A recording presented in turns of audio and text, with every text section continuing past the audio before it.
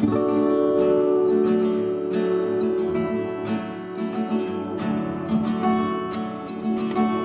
everyone, it's Danny. Welcome back to another project for the Cocoa Vanilla Studio design team. Today I am using the incredible Daydream collection. I wanted to create a layout featuring our theme at the time. Unfortunately, this video is going up a little bit late because I was unwell and unable to record the voiceover. But our theme at the start of January was new. So new beginnings, new things. So I decided to document a photo of my daughter and her very first haircut. So I'm going in with some plain white paper and some of the beautiful daisy print background pattern paper that I'm just adding to my white paper as a border. And these are my photos. How cute is she? I just cut her a little baby fringe because her hair was falling in her eyes. Very first haircut. So that's pretty exciting. It's always something fun to document. So I have a bunch of these papers in the top of my collection box that are just kind of, they're not little scraps, but they're not full pieces. They're sort of half pages and sort of 1/3 pages. And so I decided that I was just going to cut a bunch of these up into squares and rectangles and layer them up. So this is a really quick and easy way to make a layout, and I find once I get to the point that I am using a collection where I have a bunch of these pieces, they just start to kind of annoy me and get in the way and bother me when I'm digging through all my papers. So I like to take this opportunity to try and use up a bunch of them. So I'm just going through and cutting up all those pieces. I didn't cut into any full 12 by 12s, just all scraps, except for that border paper, obviously. And now I am coming in and layering them all up. They're all different sizes, they're all different shapes. And I'm just going to try and alternate the more solid patterns with some of the busier patterns. So I like that rainbow stripe. I like it in hindsight now on camera that I'm looking at it, but at the time it was just bothering me for some reason, so I did just take that out and just went with the 5 main pieces that I have there. So now that I'm happy with the orientation of all of those, I'm going to go through and distress all the edges. I'm just using my scissors because I don't have an edge distresser. I've mentioned this several times. I really need to pick one up, but I just always seem to forget when I am shopping. So now that I have distressed all those edges, I am going to go through and stick all my pieces just to each other. I'm not adhering them to the background paper yet. I'm just sticking them to each other to make one large, nice central block of paper to anchor my photos on. And then I'm going to stick my photos down on top of that, trying to get them as straight as possible. I'm not measuring though, I'm just eyeballing, as I tend to do with most things.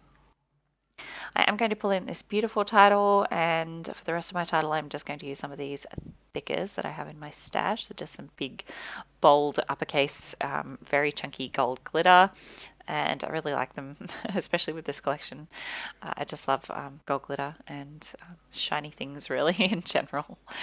So my title is going to be Beautiful New Hairdo. So I'm just going to stick my title down just like that. Those thickers are just adhesive foam, so I don't need to adhere those. Now I'm going to do a little bit of mixed media, nothing too full on, just a really soft pink. It's a little pot I have. It's one of those kind of like solid watercolors, kind of like the Shimmers brand products, but it's a different brand. It's Luminart. I don't believe the brand exists anymore. I got it from a craft show long time ago, at least a decade ago. But it's a really pretty soft baby pink, and it has a really pretty shimmery effect when it's dry. So I'm just brushing that onto my page. I'm trying to go for that diagonal orientation across my page that I really like to do with most of my layouts. I like them to have that kind of diagonal flow from either corner. So I'm just doing that all over the place, and now I'm going to add in some splatters. If you are familiar with my work, you know I add splatters to pretty much every layout I do. I can't resist. I love how they look. They just really finish off a page for me. So once I've done that, I'm just going to go through now with some of the more concentrated color and just try to build up some areas of that. And now I'm just adding some splatters of the Distress Oxide in Sponge Sugar just for a bit of extra brighter pink colour, because those splatters kind of faded away a little bit. So that is all done. I'm going to glue down all my paper now. I'm just using some tacky glue in a fine liner bottle. It looks like I'm putting on a lot, but it comes out in a very thin stream, so it's not actually that much. I do added that puffy heart, but it doesn't stay there. I think it was just a bit too of a deep colour. It was overwhelming the rest of the page. So I'm trying to stamp my date here. It doesn't stamp very well. I'm not sure whether it's my ink or my stamp or the type of paper that these stickers are printed on. It's kind of like a slick surface, so that might be why it just didn't want to seem to stamp very well. But it stamps the date and the month well enough that I can read them. The year, not so much, but it's going to go in that year's album anyway, so that's not so crucial to me. So I'm just happy that you can read what date of the day and the month. So I've just popped that in there. I'm going to add a few more stickers though. So I love that little Be Happy rainbow sticker that goes in there just nicely. And then I do bring in another little, like a banner piece there that says beautiful you, maybe? Something along those lines anyway. And now I'm going to add some embellishment clusters. So I'm just going to do 2 main clusters either side of my photos, and I'm just keeping them quite small and simple. And I do rearrange these a little bit. I really wanted to get some of those houses on because she is at home. This is a photo of her in her high chair at our house. So I really did want to kind of emphasize the whole at home theme. So I did play with that green puffy heart again. I don't think any of them actually make it on. It was just a bit too much.